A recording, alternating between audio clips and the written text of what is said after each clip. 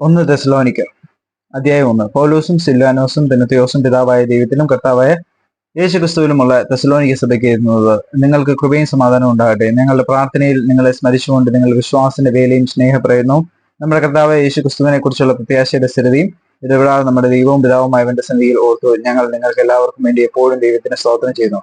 ദൈവത്താൽ സ്നേഹിക്കപ്പെട്ട സഹോദരന്മാരെ, നിങ്ങളുടെ തിരഞ്ഞെടുപ്പിനെ അറിയുന്നുവല്ലോ. ഞങ്ങളുടെ സുവിശേഷം വചനമായി മാത്രമല്ല, ശക്തിയോടും പരിശുദ്ധാത്മാവോടും ബഹുനിശ്ചയത്തോടും കൂടെയായിരുന്നു നിങ്ങളുടെ അടുക്കൽ വന്നത്. നിങ്ങളുടെ നിമിത്തം ഞങ്ങൾ നിങ്ങളുടെ ഇടയിൽ എങ്ങനെ പെരുമാറിയിരുന്നു എന്ന് അറിയുന്നുവല്ലോ. ബഹുകഷ്ടം സഹിക്കേണ്ടി വന്നിട്ടും നിങ്ങൾ പരിശുദ്ധാത്മാവിന്റെ സന്തോഷത്തോടെ വചനം കൈക്കൊണ്ട് ഞങ്ങൾക്കും കർത്താവിനും അനുകാരികളായി തീർന്നു. അങ്ങനെ നിങ്ങൾ മക്കദോനിയിലും അഖായയിലും വിശ്വസിക്കുന്നവർക്ക് എല്ലാവർക്കും മാതൃകയായി തീർന്നു. നിങ്ങളുടെ അടുക്കൽ നിന്ന് കർത്താവിന്റെ വചനം മുഴങ്ങിച്ചെന്നത് മക്കദോനിയിലും അഖായയിലും മാത്രമല്ല, എല്ലായിടവും നിങ്ങൾക്ക് ദൈവത്തിലുള്ള വിശ്വാസം പ്രസ്തുതമായിരിക്കുന്നു.